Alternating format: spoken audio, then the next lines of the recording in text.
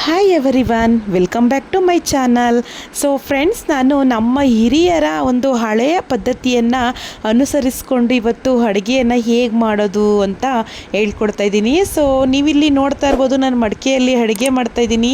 So chicken sambar ತುಂಬಾ ಚೆನ್ನಾಗಿರುತ್ತೆ. ತುಂಬ ಹಿಂದೆ ಅಂದರೆ ಒಂದು 10 ವರ್ಷಗಳ ಹಿಂದೆ ಈ ಗ್ಯಾಸ್ ಸ್ಟವ್ ಎಲ್ಲ ತುಂಬ ರೇರು. ಒಂದು 10 ಮನೆಗೊಂದು ಗ್ಯಾಸ್ ಸ್ಟವ್ ಸೌಲಭ್ಯ ಇದ್ದಿದ್ದು. ಸೌದೆ ಒಲೆಯಲ್ಲೇ ಅಡುಗೆ ಮಾಡ್ತಿದ್ರು, ಮಡಿಕೆಯಲ್ಲೇ ಮುದ್ದೆ, ಅನ್ನ, ಸಾಂಬಾರು ಆ ರೀತಿ ಎಲ್ಲ ಮಾಡ್ತಿದ್ರು. ಸೊ ತುಂಬಾ ಚೆನ್ನಾಗಿರ್ತಿತ್ತು. ಮಣ್ಣಿನಲ್ಲಿ ಮಾಡೋದ್ರಿಂದ ನಮಗೆ ಅದರಲ್ಲಿ ಪ್ರೋಟೀನ್ ತುಂಬ ನಮ್ಮ ಬಾಡಿಗೆ ಸೇರ್ತಿತ್ತು. ಹಾಗಾಗಿ ನಾವು ತುಂಬ ಆರೋಗ್ಯವಾಗಿ ನಮ್ಮ ಹಿರಿಯರು ಇರ್ತಿದ್ರು. 100 ವರ್ಷ ಆದರೂ ಕೂಡ ಅವ್ರಿಗೆ BP, ಶುಗರ್ ಯಾವುದೇ ರೀತಿ ಕಾಯಿಲೆಗಳು ಬರ್ತಿರಲಿಲ್ಲ. ಆದರೆ ಇತ್ತೀಚೆಗೆ ನಾವು ಸುಲಭವಾಗಿ ಆಗುವಂಥ ಒಂದು ಕೆಲಸನ ರೂಢಿ ಮಾಡ್ಕೊಬಿಟ್ಟಿದ್ದೀವಿ. ಬೇಗನೆ ಹಾಕ್ಬಿಡ್ಬೇಕು, ಅಕ್ಕಿ ಹಾಕ್ಬಿಟ್ಟು ಕುಕ್ಕರ್ಗೆ ಇಟ್ಬಿಟ್ರೆ ಸಾಕು, ಅನ್ನ ಬೇಗ ಆಗಿಬಿಡ್ಬೇಕು. ಆ ರೀತಿ ಪದ್ಧತಿಯನ್ನು ಅನುಸರಿಸ್ಕೊಂಡು ಬಂದು ನಾವು ತುಂಬ ಕಾಯಿಲೆಗಳಿಗೆ ತುತ್ತಾಗ್ತಾ ಇದ್ದೀವಿ. ಸೊ ನನಗೆ ಮಡಿಕೆಯಲ್ಲಿ, ಅದರಲ್ಲೂ ಸೌದೆ ಒಲೆಯಲ್ಲಿ ಅಡುಗೆ ಮಾಡೋದು ಅಂದರೆ ತುಂಬಾ ಚೆನ್ನಾಗಿರುತ್ತೆ ಮತ್ತು ಟೇಸ್ಟಿಯಾಗಿರುತ್ತೆ. ಹಾಗಾಗಿ ನಾನು ಈ ದಿನ ಸೌದೆ ಒಲೆಯಲ್ಲಿ ಮಡಿಕೆಯಲ್ಲಿ ಚಿಕನ್ ಸಾಂಬಾರನ್ನ ಹೇಗೆ ಮಾಡೋದು ಅಂತ ಹೇಳ್ಕೊಡ್ತಾ ಇದ್ದೀನಿ. ಸೊ ನೀವಿಲ್ಲಿ ನೋಡ್ತಾ ಇರ್ಬೋದು, ಎಲ್ಲ ಸಾಂಪ್ರದಾಯಿಕವಾಗಿ ಮಾಡ್ತಾ ಇರುವಂಥದ್ದು ಒಳಕಲ್ಲಿ ಬಳಸ್ಕೊಂಡಿದ್ದೀನಿ. ನೀವಿಲ್ಲಿ ನೋಡ್ತಾ ಇರ್ಬೋದು. ಇದನ್ನು ಅಷ್ಟೇ, ನಾನು ಮಿಕ್ಸಿನ ಉಪಯೋಗಿಸ್ತಾ ಇಲ್ಲ, ಒಳಕಲ್ಲಲ್ಲಿ ರುಬ್ಬಿ ನೆಕ್ಸ್ಟು ಮಡಿಕೆಯಲ್ಲಿ ಸೌದೆ ಒಲೆಯಲ್ಲಿ ಮಾಡ್ತಿದ್ದೀನಿ. ಎಲ್ಲ ಹಳೆ ಟ್ರೆಂಡ್ ಅಂದರೆ 19ನೇ ಶತಮಾನಕ್ಕೆ ನಾನು ಬಂದಿದ್ದೀನಿ. ಮಿಕ್ಸಿ ಇಲ್ಲ, ಗ್ಯಾಸ್ ಸ್ಟವ್ ಇಲ್ಲ, ಮತ್ತು ಇಂಪಾರ್ಟೆಂಟು ಪಾತ್ರೆ ಇಟ್ಕೊಂಡಿಲ್ಲ. ಜಸ್ಟ್ ಮಡಿಕೆಯಲ್ಲಿ ಇಟ್ಕೊಂಡು ನಾನು ಸಾಂಬಾರು ಮಾಡ್ತಾ ಇರುವಂಥದ್ದು. ಸೊ ತುಂಬಾ ಚೆನ್ನಾಗಿರುತ್ತೆ. ನೀವು ಕೂಡ ನಿಮ್ಮ ಮನೆಯಲ್ಲಿ ಟ್ರೈ ಮಾಡಿ. ನೀವು ಅನ್ಬೋದು, ಇವರೇನಪ್ಪ ತುಂಬ ಹಳೇ ಟ್ರೆಂಡ್ಗೆ ಹೊರಟೋಗಿದ್ದಾರೆ ಅಂತ ನೀವು ಹೇಳ್ಬೋದು. ಹಳೆ ಟ್ರೆಂಡೇ ಇವಾಗ ಹೊಸ ಟ್ರೆಂಡಾಗಿ ಬರ್ತಾ ಇರುವಂಥದ್ದು. ನೀವಿಲ್ಲಿ ನೋಡ್ತಾ ಇರ್ಬೋದು, ನಾನು ಚಿಕನ್ ಸಾಂಬಾರು ಅಂದರೆ 1 kg ಚಿಕನ್ನ ತೊಗೊಂಡಿದ್ದೀನಿ. ನಾರ್ಮಲಾಗಿ 1-2 ಇಂಚಷ್ಟು ಚಕ್ಕೆ, 4 ಲವಂಗ, 4 ಕಾಳು ಮೆಣಸು, ಸ್ವಲ್ಪ ಕಾಯಿ ತುರಿ ಮತ್ತು ಬೆಳ್ಳುಳ್ಳಿ, ಶುಂಠಿ, ಕೊತ್ತಂಬರಿ ಸೊಪ್ಪು ಇಷ್ಟನ್ನ ಹಾಕ್ಕೊಂಡು ರುಬ್ಕೋತಾ ಇದ್ದೀನಿ. ಇದ್ರ ಜೊತೆಗೆ ಲಾಸ್ಟಲ್ಲಿ ಮಟನ್ ಸಾಂಬಾರು ಪೌಡರ್ನ ಹಾಕ್ಕೊಂಡು ರುಬ್ಬಿದ್ರೆ ಸಾಕು. ಸೊ ತುಂಬಾ ಚೆನ್ನಾಗಿರುತ್ತೆ. ನಾವು ಮಿಕ್ಸಿಯಲ್ಲಿ 1-2 ನಿಮಿಷಕ್ಕೆ ಗರ ಅನ್ಸ್ಕೊಂಡು ಮಸಾಲೆನ ರೆಡಿ ಮಾಡ್ಕೋಬೋದು. ಆದರೆ ಒಳ್ಕಲಲ್ಲಿ ರುಬ್ಬುವಂಥ ಮಸಾಲೆ ಇದೆಯಲ್ಲ, ಇವು ಎಷ್ಟು ಒಳ್ಳೆ ಟೇಸ್ಟ್ ಕೊಡುತ್ತೆ ಅಂದರೆ ಸೊ ತುಂಬಾ ಚೆನ್ನಾಗಿರುತ್ತೆ. ಹಾಗಾಗಿ ನಾವು ಅಜ್ಜಿ ಮನೆ ಊಟ ಚೆಂದ ಅಂತ ಯಾವಾಗಲೂ ಅನ್ಕೋತಾ ಇರ್ತೀವಿ, ನೆನೆಸ್ಕೋತಾ ಇರ್ತೀವಿ. ಯಾಕೆ ಗೊತ್ತಾ, ಅಜ್ಜಿ ಅಂದರೆ ನಿಮಗೆ ಗೊತ್ತಿರ್ಬೋದು, ನಮ್ಮ ಹಳಬ್ರು ಅಂದರೆ ಹಿರಿಯರವರು. ಅವ್ರು ಯಾರೂ ಕೂಡ ಗ್ಯಾಸ್ ಸ್ಟವ್ ಆಗಲಿ, ನೆಕ್ಸ್ಟು ಮಿಕ್ಸಿ ಆಗಲಿ ಉಪಯೋಗಿಸ್ತಿರ್ಲಿಲ್ಲ. ಒಳ್ಕಲಲ್ಲಿ ರುಬ್ಬಿ ನೀಟಾಗಿ ಅಡುಗೆನ ತುಂಬ ಸ್ವಚ್ಛವಾಗಿ ತುಂಬ ಟೇಸ್ಟಿಯಾಗಿ ಅಡುಗೆ ಮಾಡ್ತಿದ್ರು. ಹಾಗಾಗಿ ನಾವು ಅಜ್ಜಿ ಮನೆ ಊಟ ಅಂದರೆ ತುಂಬ ಇಷ್ಟಪಡ್ತೀವಿ. ನನಗೆ ಏನೋ ಗೊತ್ತಿಲ್ಲ, ನಾನು ಎಲ್ಲೇ ಇದ್ರೂ ಸೌದೆ ಒಲೆ ಊಟ. ನಮ್ಮಮ್ಮ ನನಗೆ ಸೌದೆ ಒಲೆಯಲ್ಲಿ ಅಡುಗೆ ಮಾಡೋದು ಕೂಡ ಹೇಳ್ಕೊಟ್ಟಿಲ್ಲ. ಜಸ್ಟ್ ಅವ್ರು ಮಾಡೋದನ್ನ ನೋಡ್ತಿದ್ದೆ, ಅಬ್ಸರ್ವ್ ಮಾಡ್ತಿದ್ದೆ ಅಷ್ಟೇ. ಆವಾಗಲಿಂದ ನನಗೆ ತುಂಬಾ ಇಷ್ಟ ಸೌದೆ ಒಲೆಯಲ್ಲಿ ಅಡುಗೆ ಮಾಡಬೇಕು. ಅದನ್ನೆಲ್ಲ ಇಲ್ಲಿ ಹೆಂಗಪ್ಪ ಮಾಡೋದು ಅಂತ ಯೋಚನೆ ಮಾಡ್ತಿದ್ದೆ. ಒಂದಷ್ಟು ವೀಡಿಯೋಗಳನ್ನ ನೋಡ್ತಿದ್ದೆ. ಎಲ್ಲರೂ ಕೂಡ ನ್ಯೂ ಟ್ರೆಂಡಾಗಿ ಬಳಸ್ತಾ ಇದ್ದಾರೆ ಮಡಿಕೆಯನ್ನು ತಂದು ಅಡುಗೆ ಮಾಡೋದು. ಮತ್ತು ಸಿಂಗಲ್ ಒಲೆ ಸಿಗುತ್ತೆ, ಸೌದೆ ಒಲೆ, ಅದನ್ನು ತಂದು ಅಡುಗೆ ಮಾಡೋದು ಎಲ್ಲ ನೋಡ್ತಿದ್ದೆ ಅಲ್ವಾ. ನಾನು ಯಾಕೆ ಟ್ರೈ ಮಾಡಬಾರ್ದು ಅಂತೇಳಿ ಒಂದು ಸೌದೆ ಒಲೆನ ತಗೊಂಡೆ. ಮಡಿಕೆನೂ ಕೂಡ ಪರ್ಚೇಸ್ ಮಾಡ್ಕೊಂಡು ಬಂದಿದ್ದೀನಿ. ನೆಕ್ಸ್ಟು ಒಳ್ಕಲ್ಲಂತೂ 2 ವರ್ಷದ ಹಿಂದೆನೇ ಪರ್ಚೇಸ್ ಮಾಡ್ಕೊಂಡು ಬಂದುಬಿಟ್ಟೆ. ಸೊ ಹಾಗಾಗಿ ಈಗ ನಾನು ಒಳ್ಕಲಲ್ಲಿ ರುಬ್ಬಿ ಮಸಾಲೆನ ನೆಕ್ಸ್ಟ್ ಸೌದೆ ಒಲೆಯಲ್ಲಿ ಈಗ ಅಡುಗೆ ಮಾಡ್ತೀನಿ. ನೀವು ಇಲ್ಲಿ ನೋಡ್ತಾ ಇರ್ಬೋದು, ಮಸಾಲೆ ಎಲ್ಲ ರುಬ್ಬಾಯಿತು. ಟೈಮ್ ಪಾಸು ಕೂಡ ಆಗುತ್ತೆ. ಈಗ ಬೇಜಾರು ಅಂದ್ಕೊಂಡು ಸುಮ್ಮನೆ ಕೂತಿರ್ತೀವಲ್ವ, ಅದ್ರ ಬದಲು TV ಮುಂದೆಗಡೆ ತಂದು ಒಳ್ಕಲ್ಲಿ ಇಟ್ಕೊಂಡು TV ನೋಡಿಕೊಂಡು ಆರಾಮಾಗಿ ಮಸಾಲೆ ಎಲ್ಲ ರುಬ್ಕೋಬೋದು. ಫೈನಲಿ ಮಸಾಲೆ ಎಲ್ಲ ರೆಡಿ ಆಯಿತು. ನೀವು ಇಲ್ಲಿ ನೋಡ್ತಾ ಇರ್ಬೋದು, ಸ್ಟವ್ ಹಚ್ಕೊಂಡಿದ್ದೀನಿ. ಸಾರಿ, ಸ್ಟವ್ ಅಂತಲೇ ಹೇಳ್ತಾ ಇದ್ದೀನಿ, ಸ್ಟವ್ ಅಲ್ಲ ಅದು, ಸೌದೆ ಒಲೆನ ಹಚ್ಕೊಂಡಿದ್ದೀನಿ. ಮಸಾಲೆನೂ ಕೂಡ ರೆಡಿಯಾಗಿದೆ. ಅದ್ರ ಮೇಲೆ ನಾನು ಮಡಿಕೆ ಇಟ್ಕೊಂಡಿದ್ದೀನಿ. ನೀವು ಇಲ್ಲಿ ನೋಡ್ತಾ ಇರ್ಬೋದು. ಒಂದು ಸ್ವಲ್ಪ ಸ್ಟವ್ ಹಚ್ಚಿದಾಗ ಮೊದಲು 2 ನಿಮಿಷ ಹೊಗೆ ಬರುತ್ತೆ, ಆಮೇಲೆ ಹೊಗೆ ಬರಲ್ಲ, ನೀಟಾಗಿ ಬೇಯುತ್ತೆ. ನಮ್ಮೂರಲ್ಲಿ ಒಬ್ಬರು ಹೇಳ್ತಿದ್ರು, ಒಬ್ಬ ಆಂಟಿ ನಮ್ಮ ಮನೆಗೆ ಬಂದಾಗ, ಅಂದರೆ ನಮ್ಮ ಅಪ್ಪ ಅವರು ಒಂದು ಫ್ಲೋರ್ ಮಿಲ್ ಇಟ್ಟಿದ್ರು.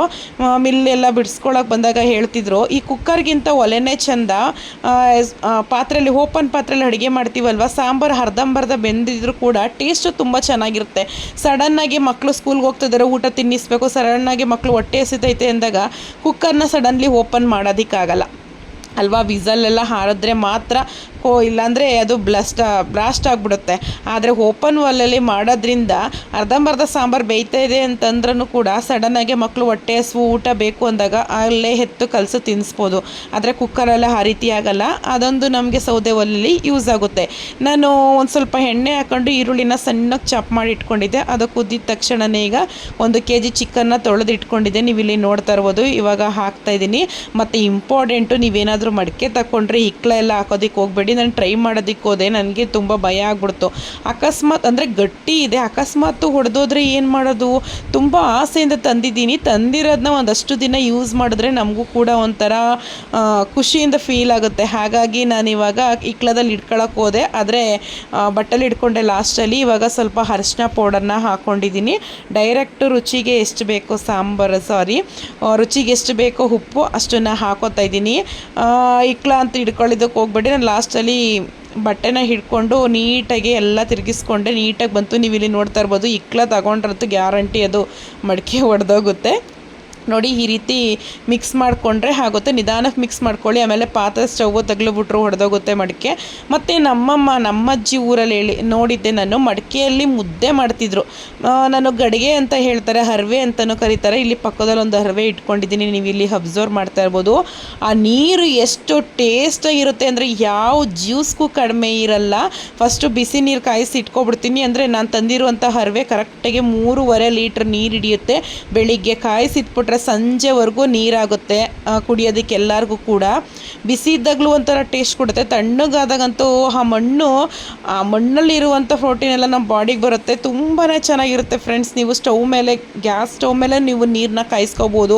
ಒಲೆ ಇಲ್ಲ ಅಂತಂದರೆ ಮಡಿಕೆ ಅಡುಗೆ ಅಂತೂ ಸಕ್ಕತ್ತಾಗಿರುತ್ತೆ. ನೋಡಿ, ಆಲ್ಮೋಸ್ಟ್ ಇವಾಗ ಚಿಕನ್ ಪೀಸ್ ಎಲ್ಲ ಚೆನ್ನಾಗಿ ಬೆಂದೈತೆ. ಈಗ ನಾನು ರುಬ್ಕೊಂಡಿರುವಂಥ ಮಸಾಲೆನ ಮಿಕ್ಸ್ ಮಾಡ್ಕೋತಾ ಇದ್ದೀನಿ.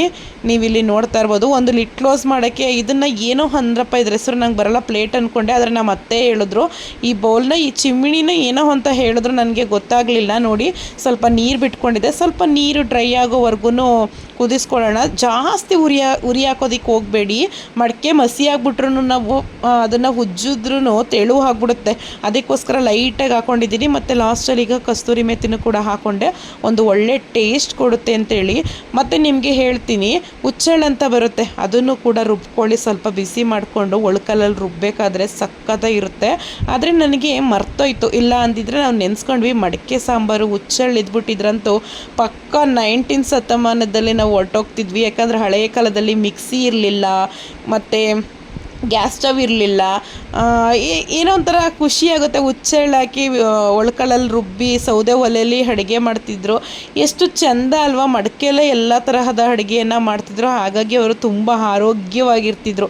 ಈಗ ಹಳಬ್ರು ನೀವು ನೋಡ್ಬೋದು ಎಷ್ಟು ಗಟ್ಟಿಮುಟ್ಟಾಗಿರ್ತಾರೆ. ಆದರೆ ನಾವುಗಳು 25 ವರ್ಷ 30 ವರ್ಷಕ್ಕೆ ಸೊಂಟ ನೋವು, ತಲೆನೋವು, ಕೈ ನೋವು, ಕಾಲು ನೋವು ಅಂತೆಲ್ಲ ರಾಗ ಹೇಳ್ತೀವಿ. ಅಂದರೆ ನಮ್ಮ ಬಾಡಿ ಅಷ್ಟು ವೀಕ್ನೆಸ್ ಆಗಿದೆ ಅಂತ ಅರ್ಥ ಹೇಳಿ.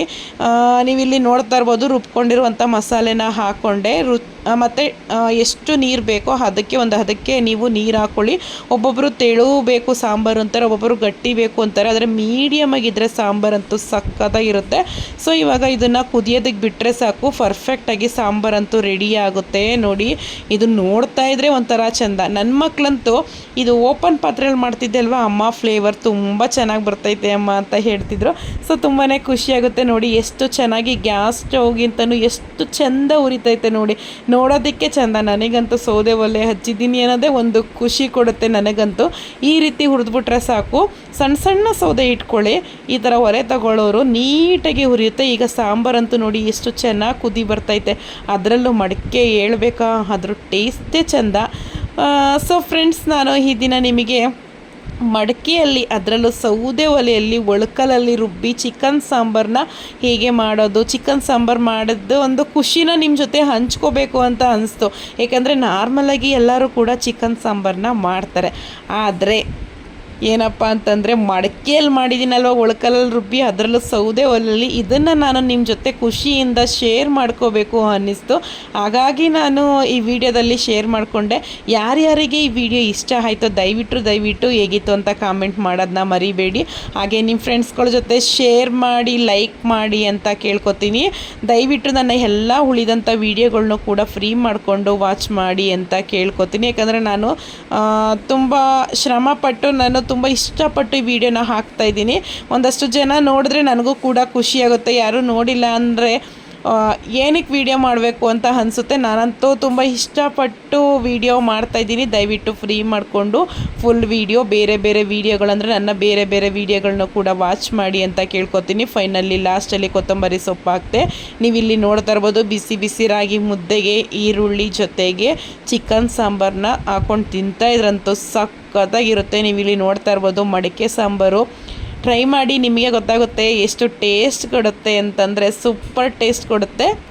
ಅಕಸ್ಮಾತ್ ನಿಮಗೆ ಸೌದೆ ಒಲೆ ಸಿಕ್ಕಿಲ್ಲ ಅಂತಂದರೆ ಸ್ಟವ್ ಮೇಲೇ ಮಡಿಕೆ ಇಟ್ಕೋಬೋದು. ಫೈನಲಿ ಚಿಕನ್ ಸಾಂಬಾರು ರೆಡಿ ಆಯಿತು. ನಾನು ರಿಯಲ್ ವಾಯ್ಸ್ ಕೊಡಬೇಕು ಅಂತ ಅಂದ್ಕೊಂಡೆ, ಬಟ್ ಏನಪ್ಪ ಅಂದರೆ ಸ್ವಲ್ಪ ಡಿಸ್ಟರ್ಬೆನ್ಸ್ ಜಾಸ್ತಿ ಇತ್ತು.